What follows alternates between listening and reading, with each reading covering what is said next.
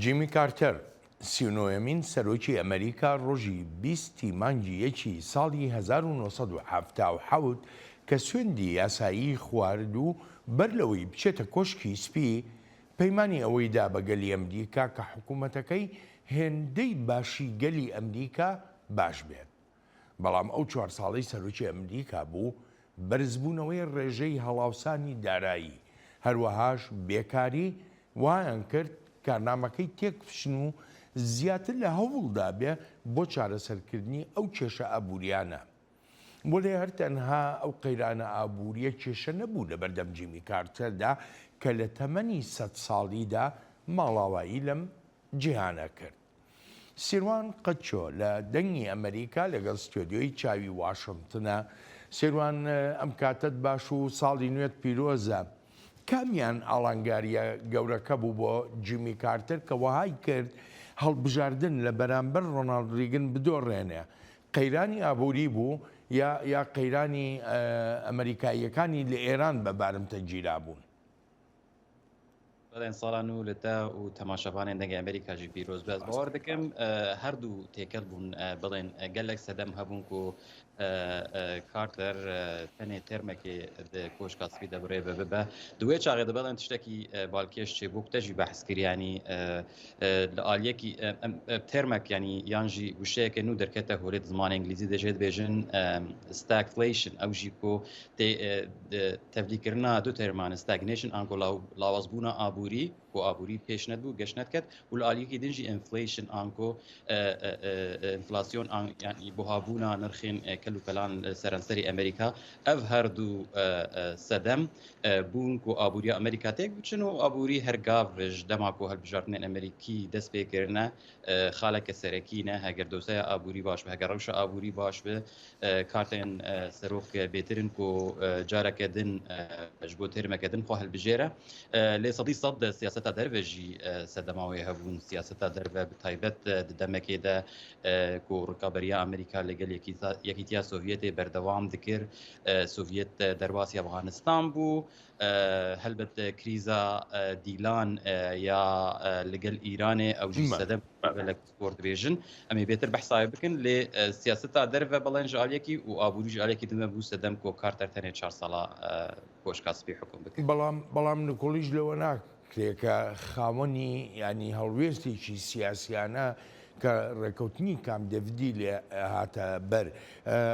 کام دەڤد هەنگاوێکی بێپێشی نەبوو بە تایبەتی لە قەیرانی نێوان ئیسرائیل و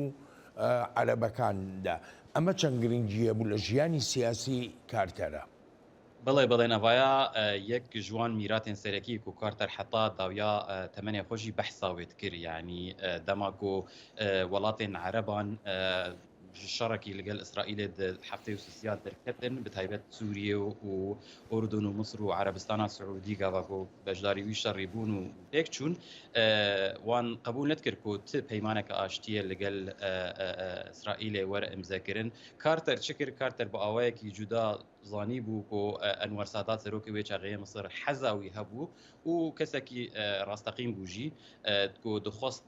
ئاشتیە لەگەل ئیسرائیل ئەمزە بکە لەسەر وێ بنگە هەیە کارتەر پەیوەندیên شخصی bi ئەنوەر سادات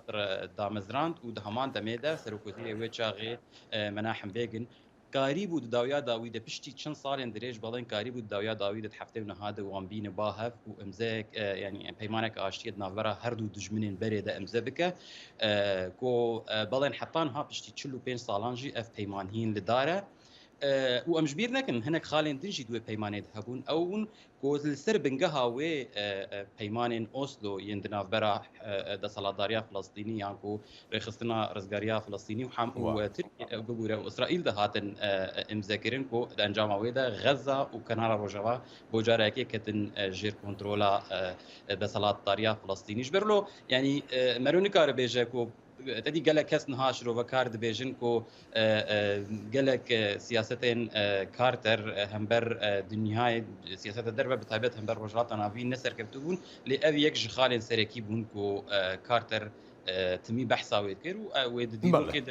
وەکو یەکەم سەرۆکی ئەمریکی بوو کاری بوو. سیروان خاڵێکی تری سەرنجڕاکێشەیە لە ژیانی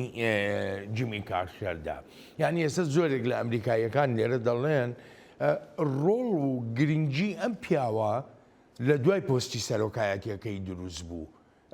نەک ئەوەی کە کاتێک سەرۆکی ئەمریکا بۆ ناوبانگیشی دەڵێن زۆر زیاتر بووە. ئەو بۆ gelek se demê hene balên yek jê ku temenekî dirêj ma yanî bêtirî 45 salan piştî ku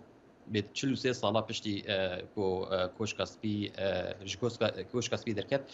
ma yanî temenekî dirêj ma û vê yekê rêda wî ku bi awayekî çalak di siyaseta derve di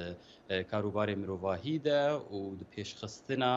kerta saxlemiyê şerê dijî nexweşiyan û vayrûsan kar bikin ji ber ku piştî koşka spî 2 sala karî bû navenda Carter ku bingeha wê li bajarî wî li wilayeta wî Georgiayê ew navenda Carter karî bû li Efrîqiya û li Asya û li Amerîka Latînî û seranserî cîhanê ne tenê şerê nexweşiyên belav bike lê her wiha belên karî bû ji bo pêşxistina mafên mirovan û demokrasiyê gelek tiştan bikin. Carter bixwe piştî serokatiya xwe piştî 4 salên li koşka spî serdana sed carî serdana çend welatan kir wekû çavdêrê hilbijartinan wekû kesekî qehremanekî belavkirina mafên mirovan li cîhanê ji ber lo dibêjin karî wî ye qonaxa piştî serokatiyê gelekî karîgertir bû li ser asta cîhanî ji dema wînî li koşka spî bڵێ. ئەلبەتە بەوەی ئەو کاران نەشۆ لە ساڵی 2002دا خەڵاتی نۆبل بۆ ئاشتی وەردەگرێ. سیروان بمبەخشە کاتمان نەما زۆر سوپاس دەکەم ساڵی نوێت پیرۆزە. gelek spas بڵێ. ئەلبەتە ئازیزانم ساڵی نوێژ لە ئێوەی خۆشەویستیش پیرۆزە تا هەفتەی ئایندا چاوێکی نوێی واشنگتن ڕێز و خۆشەویستی ستافی بەرنامە هەروەهای خۆشم بەڵێن ساڵح بەسەند بفەرمونون هەر لە خۆشیە جێتان بێڵی.